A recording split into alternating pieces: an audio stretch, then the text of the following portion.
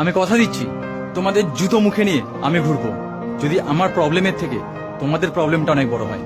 হ্যাঁ, এত বড় কথা বলছি আমি তার কারণ তোমাদের দেখাচ্ছি যে তোমরা যেটাকে প্রবলেম ভাবো, তোমরা যেটাকে জীবনের শেষ অধ্যায় ভাবো, আসলে সেটা কোনো প্রবলেমই নয়, সেটা একটা খারাপ লাগা। আর খারাপ লাগা কাকে বলে আর প্রবলেম কাকে বলে চলো তোমাদের দেখাচ্ছি আমার লাইফে কিভাবে প্রবলেম এসেছে। তারপর আমি বেঁচে আছি আর আমি মনে করি আমি আগামী দিনেও বেঁচে থাকবো। ঠিক আছে, যদি ভগবান আমাকে না কেড়ে নেয়, কারণ নিজে থেকে তো আমি মরবই না। তো যদি আমার থেকে বেশি কারোর প্রবলেম হয়ে থাকে তাহলে সে আমাকে কমেন্ট বক্সে বলবে যে তোমার থেকে বেশি প্রবলেম আমার আছে, তাহলে আমি পার্সোনালি তার জুতো মুখে নিয়ে ঘুরবো এবং অন ক্যামেরায় সেটা দেখাবো। যেটা হচ্ছে দেখো টিকটকে হঠাৎ করে আমি ভাইরাল হয়েছিলাম।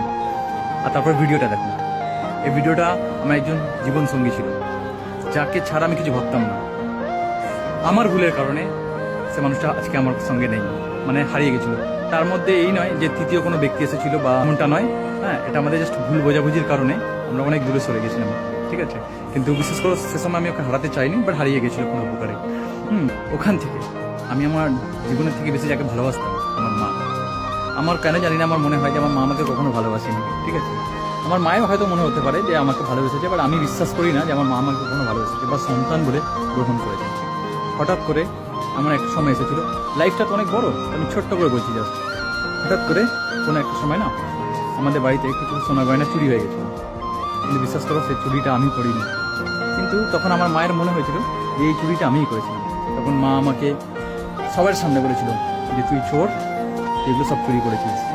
হ্যাঁ, তো আমি তখন বলেছিলাম যে এটা তুমি কি করে আমাকে বলতে পারো, আমারই সোনা গয়না তোমার আলমারিতে রাখা ছিল, অথচ আলমারির চাবি মারা আছে, সে চাবি তোমার কাছে, তাহলে আমি চুরি করেছিলাম কি করে? তখন আমাকে বলেছিল তুই ডুপ্লিকেট চাবি বানিয়ে নিয়ে এসে চুরি করেছিস। যেটা এই ভিডিওটা হয়তো আমার মাও দেখবে, আর মা আজকে অস্বীকার করতে পারে, বাট আমি জানি যে অস্বীকার করলেও এটা সত্য। ঠিক আছে, তো যাই হোক এইটা চলছিল, মিসআন্ডারস্ট্যান্ডিং চলছিল, তো সবটা আমার ভুল বললেন, আমি চালিয়ে দিতাম। চলো, এটাই হয়তো আমারই ভুল, যার কারণে এরকম একটা হয়েছে। এমন একটা পরিস্থিতি আছে আমার জীবনে, সেকেন্ড টাইম কেউ এসেছিল। ঠিক আছে, সেকেন্ড টাইম যে এসেছিল না, সে মেয়ে ছিল না, মানে ভয়ঙ্কর একজন জিনিস ছিল। তাকে মেয়ে বলাটা আমার সব থেকে বড় ভুল হবে বা অন্যায় হবে। সে আমার নামে এমন এমন এলিগেশন নিয়ে এসেছিল না, মানে ভাবতে পারবে না। মানে আমার মান সম্মান পুরো ধুলে মিশিয়ে দিয়েছিল।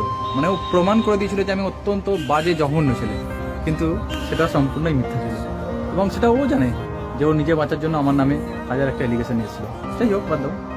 তো এই সবগুলো না আমার মা নিজের চোখে দেখেছিল। হঠাৎ করে যখন সেই মানুষটা আমার সঙ্গে এত খারাপ ব্যবহার করছিল,